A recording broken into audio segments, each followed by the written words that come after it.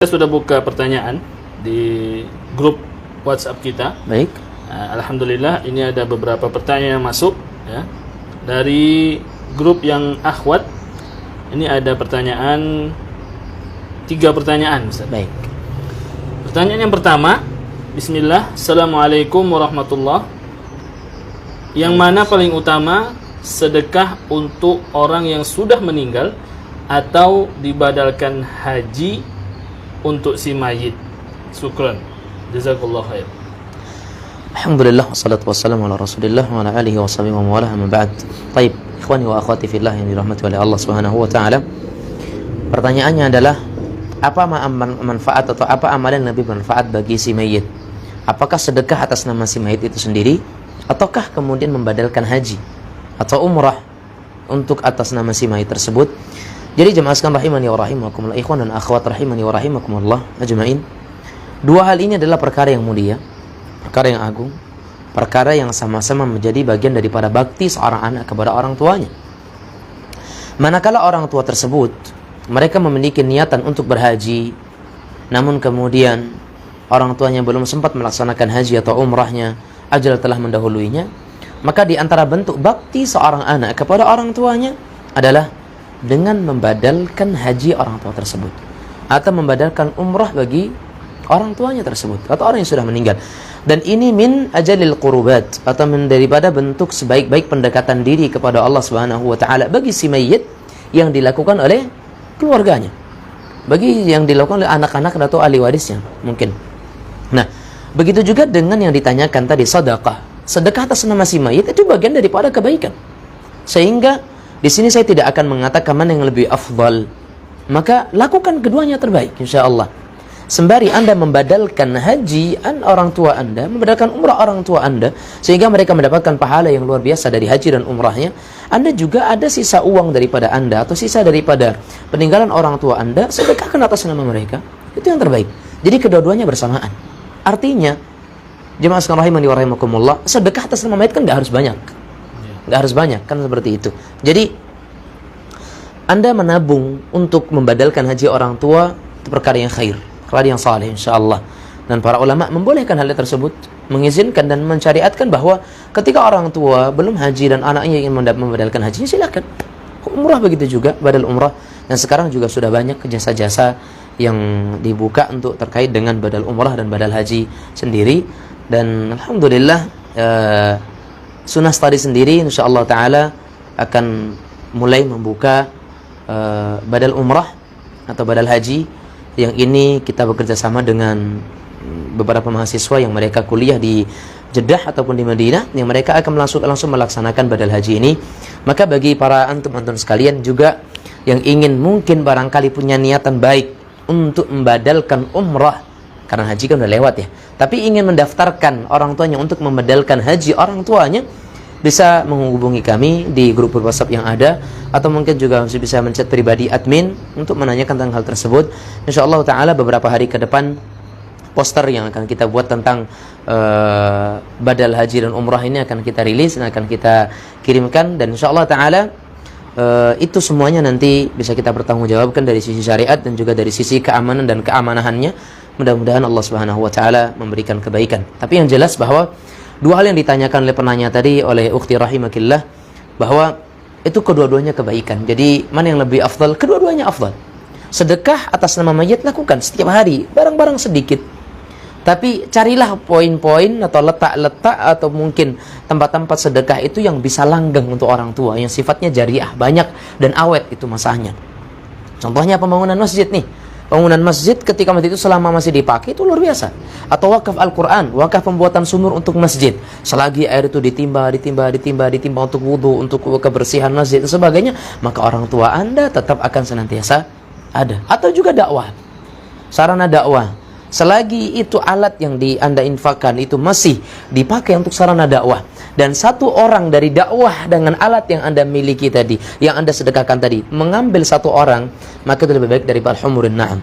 Contohnya nih, Anda ikut bersama dengan kami misalkan Sunnah Study yang sedang butuh media, butuh sarana media.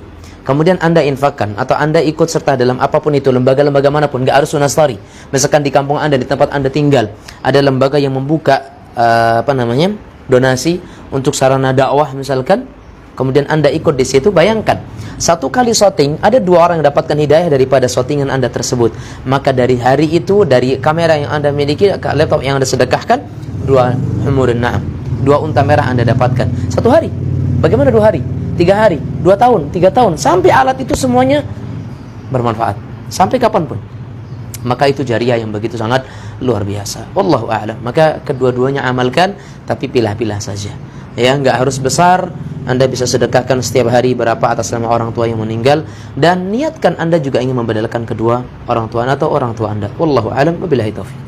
Nah. Jadi kepada sang penanya mungkin bisa dilaksanakan dua-duanya, saya. Iya, dua-duanya. Kemudian ada pertanyaan yang kedua, Ustaz. Pertanyaan ini sebenarnya sudah kami jawab di channel YouTube kami. Mungkin bisa share ulang nanti oleh admin ya. Dan mungkin admin bisa men-share ulang di grup. Tapi insya Allah kami akan jawab lagi di sini. Baik. Yaitu hukum melakukan kegiatan tahlil, Ustaz, bagi orang meninggal dan membacakan Yasin. Sekian. Baik. Bismillah, alhamdulillah. Assalatu wassalamu ala rasulillah. Tahlil dengan membaca Yasin bagian daripada ibadah. Bagian daripada ibadah. Sepakat kita semuanya. Karena kalau kita katakan tahlil nggak boleh, dari mana? Sedangkan ibadah itu ada dalil yang mensyariatkan kita untuk membaca tahlil. Man qala la ilaha illallah dan seterusnya. Menjelaskan kepada kita bahwasanya tahlil itu perkara yang baik. Begitu juga qiraatu Yasin, membaca surat Yasin. Yasin bukankah dia daripada Al-Qur'an? Ya, Yasin bagian daripada Al-Qur'an, dan dia adalah surat dalam Al-Qur'an. Dan siapa yang membaca surat Yasin, maka dia mendapatkan keutamaan sebagaimana keutamaan surat-surat yang lainnya. Ya kan, 1 huruf 10 kebaikan. Yasin udah 2 kebaikan. Dari 20 kebaikan. Bagaimana ketika dibaca sampai akhir? Tapi jamaah sekalian rahimani wa rahimakumullah, yang dibahas di sini adalah ketika tahlil dan Yasin ini dikaitkan dengan kejadian tertentu, keadaan tertentu, waktu tertentu, cara tertentu. Ini menjadi masalah. Adapun tahlil secara umum dibaca oleh orang kapanpun itu ibadah baik. Bahkan afdhalul dzikri la ilaha illallah. Sebaik-baik zikir adalah la ilaha illallah setelah qiraatul Quran tentunya. Dan baca surat Yasin sendiri bagian daripada Al-Quran, dan dia sebaik-baik zikir juga. Karena la ilaha illallah di atasnya Al-Quran. Maka Yasin dengan tahlil ini sama-sama ibadah yang agung. Tapi sekali lagi yang kita kritisi, yang kita sanggah adalah bukan tahlilnya, bukan surat Yasinnya, tapi waktu pelaksanaannya, bertepatan dengan apa itu dilaksanakan, dan dalam rangka apa hal itu dikerjakan. Adapun jika seandainya tidak ada berkaitan dengan apapun itu membaca Yasin, membaca tahlil, maka itu adalah hal yang khair insyaallah bi ijma'il ulama, dengan kesepakatan para ulama. Tapi jika seandainya hal itu dikaitkan dengan kematian seseorang, dengan wafatnya seseorang, dan mungkin yang ditanyakan adalah hal ini ketika membaca tahlil, membaca Yasin itu dengan kematian seseorang, maka ini butuh dalil. Karena al-aslu fil ibadatil waqfu. Hukum asal dalam suatu ibadah itu terhenti, terlarang. Hatta yakunu fihi dalilun, sampai adanya dalil yang menunjukkan ini sunnah atau ini wajib. Nah, sedangkan tahlilan ataupun yasinan ketika adanya orang yang meninggal di hari ke-1, hari ke-3, hari ke-7, hari ke-40, 100, 500, 1000 dan haul nantinya berulang-ulang setiap tahunnya, laisa hadza min umurid dini. Ini bukan perkara agama yang ada syariatnya sebelumnya. Nah, artinya ini dalam perkara agama yang mereka anggap, tapi nggak ada contohnya dari Nabi sallallahu alaihi wasallam. Makanya hadis Aisyah radhiyallahu taala anha jelas, "Man 'amila 'amalan laisa 'alaihi amruna fahuwa raddun." Siapa yang beramal dengan suatu amalan pada dasar agama kita, laisa 'alaihi amruna, tidak ada dasar agama, tidak ada dasar syariatnya, ya. Laisa 'alaihi amruna, nggak ada tuntunan dari kami, fahuwa raddun, ya. Man ahdatha fi amrina, siapa yang membuat perkara baru dalam urusan agama. Jadi yang kita katakan sebagai perkara bid'ah yang dulu di zaman Nabi nggak ada, sekarang ada, itu bukan dari sisi keduniawian, tapi dari sisi agama. Karena terkadang ada orang yang mengkritisi, kalau kamu nggak mau bid'ah, nggak usah tuh dakwah melalui Facebook. Kalau nggak pengen bid'ah, nggak usah tuh pakai handphone. Kalau ente mengatakan nggak boleh bid'ah, berarti nggak usah tuh pakai mobil, nggak usah pakai sepeda motor, nggak usah pakai ini dan itu, mikrofon dan sebagainya. Naam, semua itu bagian daripada bid'ah dalam makna lughawi, dalam makna bahasa. Tapi bid'ah yang dilarang dalam agama kita ini adalah bid'ah dari sisi syariat, yaitu dalam masalah agama. Jadi perkara yang baru dalam masalah agama itu yang tidak diperbolehkan. Dan para ulama dan juga diantaranya para sahabat mengatakan kunna na'udul ijtima'a inda alil mayyiti ba'da dafnihi minan niyahah, bahwa kami menganggap, para sahabat nih, sahabat yang mengatakan ya, kami menganggap berkumpul-kumpul di keluarga orang yang meninggal setelah dikuburkannya si jenazah tersebut adalah bagian daripada niyahah, bagian daripada meratap, sehingga ini tidak baik, dan ini adalah bagian daripada yang terlarang dalam syariat kita. Sehingga wallahu a'lam bishawab, yang terbaik adalah kita bersedekah atas nama si mayit, beramal dengan sebaik-baik amal yang kita kerjakan, insyaallah mayit akan mendapatkan pahala yang tersebut jika dia adalah orang tua kita, karena amalan seorang anak otomatis orang tua akan mendapatkannya. Wa alaysa lil insani illa ma sa'a, wallahu a'lam. Nah, pertanyaan selanjutnya Ustaz, bagaimana caranya meyakinkan orang tua supaya dapat izin untuk bercadar? Tayyib jamaah sekalian rahimani wa rahimakumullah. Pertama kita katakan bahwa cadar adalah sesuatu yang disyariatkan dalam syariat kita, dalam agama kita. Sekalipun terkait dengan hukum cadar khilaf para ulama. Ada yang menghukumnya sunnah, ada yang menghukumnya wajib. Yang menghukumnya wajib mereka membawakan dalil, sebagaimana yang mengatakan sunnah menghukum mereka juga membawakan dalil. Maka wallahu a'lam bishawab, pendapat yang kami pandang adalah pendapat yang rajih, pendapat yang lebih dekat kepada kebenaran adalah bahwa cadar itu laisa biwajibin wa innama hiya sunnah. Cadar itu bukanlah perkara yang wajib, tapi dia perkara yang disunnahkan. Tetapi jemaah sekalian rahimani wa rahimakumullah, bagi anti sekalian, bagi saudara-saudariku sekalian, yang kalian semuanya, yang antun sekalian ingin merubah diri kalian itu untuk mengenakan cadar, maka itu suatu langkah yang baik. Dan pertanyaan seperti ini adalah pertanyaan yang muncul daripada keikhlasan hati, yang kita mendoakan mudah-mudahan ukhti yang bertanya diberikan Allah kemudahan untuk menjalankan syariat. Mudah-mudahan orang tua yang diberikan pintu untuk menerima hidayah, menerima keputusan si anak ini untuk menetapkan dirinya sebagai wanita yang menjaga auratnya. Maka pertama, ada kalanya orang tua mereka menolak dakwah ini karena mungkin dari sisi perangai kita yang belum bisa berubah. Maka saya katakan bagi antum-antum sekalian, bagi anda yang merasa susah untuk mendakwahi orang tua, dakwahi mereka dari sisi akhlak terlebih dahulu. Banyaknya orang-orang yang mereka kehilangan dalam satu hal ini. Mereka ingin mendakwahi orang tua, tapi mereka kehilangan akhlak. Mereka kehilangan poin penting dalam masalah ini. Akhlak ini penting. Akhlak ini penting. Maka rubahlah penampilan anda, juga anda merubah perangai anda. Ya. Jadi bahkan kita katakan sekarang ini banyak orang-orang yang menilai buruk, memberikan penilaian buruk dan jelek kepada perempuan-perempuan yang bercadar. Karena apa? Perangai mereka wanita-wanita yang bercadar belum berubah dari kebiasaan sebelumnya. Terakhir nih, akhi, saya menemukan video yang sangat kurang ajar bagi saya. Sangat tidak pantas untuk ini dilakukan oleh seseorang yang mengenakan cadar. Apakah ini modus dalam rangka untuk menjelek-jelekkan para muslimah yang mereka menjalankan syariat atau apa? Ataukah memang dia orang yang sudah mengenakan cadar dan kemudian mereka masih mempunyai kebiasaan yang buruk? Wallahu a'lam. Mudah-mudahan Allah menjaga kita semuanya. Seorang video ditampakkan kepada kita seorang wanita yang mengenakan cadar, dia masuk kepada suatu tempat perbelanjaan, minimarket seperti itu. Di balik cadarnya dan di balik jilbabnya yang besar, itu di sebalik tubuhnya dia memiliki kantong yang besar, yang dia sampai mengontongi sekitar 8 liter minyak goreng. Bayangkan, ini pencurian jelas, tapi mengatasnamakan pakaian agama. Tapi jelas ya, innal batila kana zahuqa, yang batil itu pasti akan sirna, dan pasti akan rapuh dan rusak, kan seperti itu ya. Tapi ini bagian daripada keburukan yang kita dapatkan. Stigma-stigma buruk dari masyarakat terkadang muncul dari hal yang seperti ini. Maka anti yang bertanya, pertama, niatkan karena Allah. Yang kedua, perbaharui tujuan anda bercadar untuk apa. Ya, maka karena cadar bukan perkara yang wajib, maka anda tetap bermuamalah dengan orang tua dengan muamalah yang baik.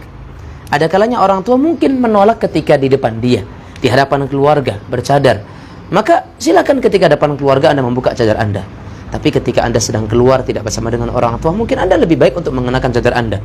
Ingat, kaidah fikih mengatakan ma la yudraku kulluhu la yutraku kulluh. Apa-apa yang tidak bisa didapatkan secara sempurna, maka jangan ditinggalkan secara totalitas. Artinya, cadar baik syariat. Tapi ketika anda belum bisa menjalankan semuanya, ya nggak apa-apa.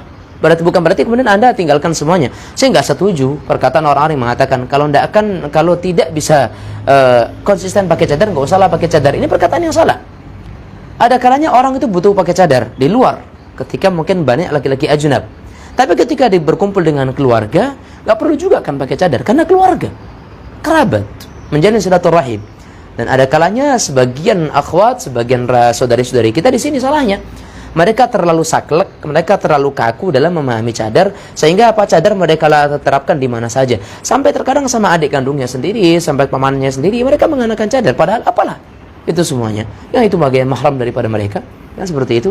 Jadi tetap Anda berdoa kepada Allah, kemudian dakwai orang tua dengan akhlak dulu, dengan perangnya dulu, dengan sikap kita dulu. Pahamkan kepada mereka bahwasanya apa yang kita yakini ini baik. Dan rubah mindset orang-orang bahwasanya wanita bercadar itu begini. Tapi ternyata wanita bercadar itu seperti ini nih. Ternyata wanita bercadar itu orangnya begini. Ganti penilaian buruk itu kepada penilaian baik. Allahu a'lam. Maka insyaallah semuanya akan mudah. Barakallahu fiki, dan mudah-mudahan Allah memudahkan niat antum semuanya. Nah, kemudian selanjutnya Ustaz, mungkin ada 2 pertanyaan terakhir ini Ustaz. Oke. Yang Jam makan siang ya? Iya. Bagaimana cara menasihati ayah yang tidak sholat dan sering merokok? Nah, memang alhamdulillah wassalatu wassalamu ala Rasulillah. Dilema seorang anak yang sudah mulai mengerti agama, dan itu ujian bagi antum yang mulai menapaki jejak sahabat dan jejak Rasul sallallahu alaihi wasallam wa radhiyallahu anhum ajma'in.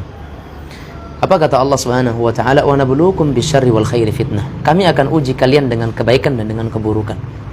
Pertama, sebelum kita melangkah kepada bagaimana cara menasihati, saya nasihatkan kepada antum dulu yang bertanya bahwa apa yang terjadi kepada ayah antum, apa yang terjadi kepada ibu antum, apa yang terjadi kepada orang tua kita, itu bagian daripada ujian yang Allah Subhanahu wa taala berikan kepada kita. Kita terima pertama. Itu bagian daripada takdir Allah. Kemudian yang kedua, bahwa itu bagian daripada jalan Allah ingin menguji keistiqomahan kita dalam menjalankan dakwah. Apakah kita akan berhenti dalam dakwah sunnah ini ketika orang tua masih menolak? Ataukah kita bertahan? Apakah kita akan berhenti daripada menasihati orang tua ketika kita nasihatkan mereka sekali, 2 kali, 3 kali belum mau? Ataukah kita akan terus menasihati mereka? Ya. Maka pertama itu takdir, yang kedua antum harus tetap istiqamah. Maka caranya di sini adalah tadi, saya tidak akan pernah melupakan nasihat para ulama, rubah perilaku kita dulu. Rubah perilaku kita dulu. Karena banyaknya kisah yang kami dapatkan, orang-orang yang mereka itu bisa menerima dakwah sunnah hanya karena perangai anaknya yang berubah. Ya, banyak yang seperti itu, akhi. Anaknya tiba-tiba berubah. Kok berubah? Ngajinya di mana? Belajarnya sama ustaz siapa? Akhirnya apa? Mereka ingin tahu, mereka cari tahu. Alhamdulillah mereka ikut dakwah. Ya. Tapi kalau kita ingin merubah orang tua yang dahulu punya kebiasaan begini, langsung kita ingin rubah seperti ini, perlu proses. Dan fase-fase dakwah harus kita jalani, harus kita ikuti. Karena bahkan mungkin barangkali di kalangan para dai sendiri, di kalangan para asatidz sendiri, ada yang mereka masih punya orang tua yang mungkin masih seperti itu. Ya, tapi bukan berarti gak didakwahi. Tetap kita nasihatkan, tetap kita dakwahkan.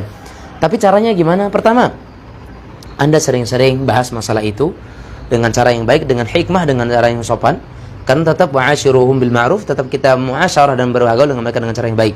Yang kedua, kita cari bantu orang lain, orang ketiga, orang yang akan disegani oleh dia, orang yang akan diingatkan oleh dia. Atau yang ketiga, cari buku-buku, sifatnya itu adalah hal itu, letakkan di meja makan, nanti supaya dia membaca. Ya, itu mungkin sarana dan cara untuk menasihatkan kepada mereka. Ya, mudah-mudahan buku tadi dia baca, kemudian dia telaah, kemudian direnungi, akan dari situ ada ada pintu hidayah bagi orang tua Anda. Dan kami doakan kepada seluruh orang tua kita yang mereka masih meninggalkan salat, Allah ketuk pintu hati mereka untuk bisa melaksanakannya. Yang masih merokok, mudah-mudahan juga Allah Subhanahu wa taala bimbing mereka untuk bisa meninggalkannya, bisa meyakinkan kepada mereka bahwasanya merokok adalah sesuatu yang diharamkan.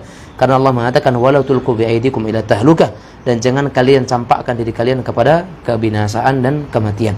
Dan di antara sebab kematian adalah rokok itu sendiri. Wallahu a'lam.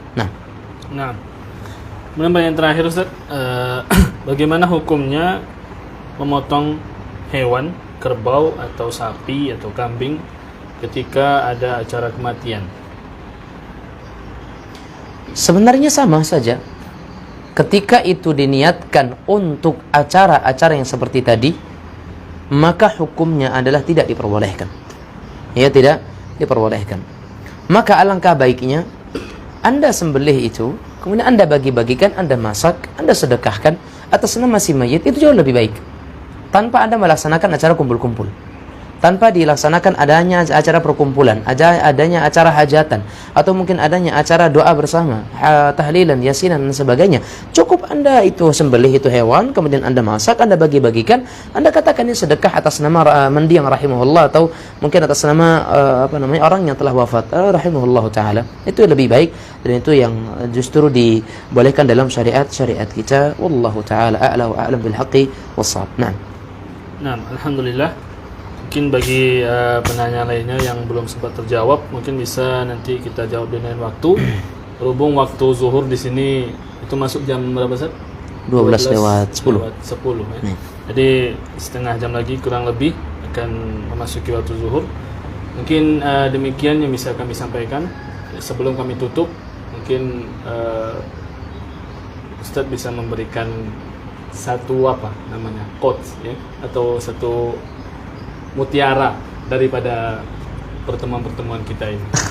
Silakan Ustaz, dan nanti diakhiri dengan Ustaz langsung ditutup. Gini, kalau untuk kata-kata mutiara-mutiara biasanya antum tuh. Ya Timin, pengawas yang biasanya sering meluangkan waktu untuk menyusun kata-kata kan begitu ya. Tapi ikhwan dan akhwat sekalian rahimani wa rahimakumullah. Intinya bahwa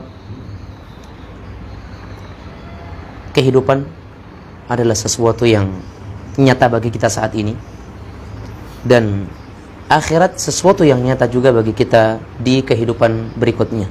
Maka untuk sesuatu yang nyata, lakukan sesuatu yang nyata. Artinya bahwa kenyataan hidup seorang muslim adalah untuk ibadah kepada Allah Subhanahu wa taala. Jadi untuk suatu kenyataan hidup di akhirat tidak lain tidak bukan akan kita dapatkan kecuali hanya dengan kita menikmati kenyataan hidup ini dengan kenyataan yang telah Allah Subhanahu wa taala wajibkan, yaitu menjalani ibadah-ibadah yang Allah Subhanahu wa taala wajibkan kepada kita. Ingat, sunastari, beramal dan amalkan. Ya, berilmu dan amalkan. Sunastari, berilmu dan amalkan. Artinya bahwa dari sunastari ini Anda bisa mendapatkan ilmu, dan dari sunastari silahkan ilmu yang Anda dapatkan itu diamalkan, sehingga semua yang dikeluarkan sunastari bisa mengalir bagi kami dan juga bisa memberikan pahala kepada kami semuanya. Maka di sini kaum muslimin sekalian rahimani wa rahimakumullah, kejar yang pasti dengan kepastian. Wallahu a'lam. Terima kasih kepada Ustaz yang telah memberikan kita kata mutiara terakhir sebelum kami tutup acara ini, dan terima kasih juga kepada teman-teman yang telah menyaksikan acara ini. Dan mungkin bagi teman-teman yang pertanyaannya tadi terlambat menyimak, mungkin bisa menyimak rekaman daripada apa yang telah kita siarkan secara langsung pada hari ini. Dan kalau ada salah mohon dimaafkan, dan apabila ada kritik dan saran silakan dikirimkan ke kami untuk perkembangan dakwah ini selanjutnya. Kita tutup dengan doa kafaratul majlis. Subhanakallahumma bihamdika asyhadu an la ilaha illa anta astaghfiruka wa atubu ilaik. Assalamualaikum warahmatullahi wabarakatuh. Waalaikumsalam warahmatullahi wabarakatuh.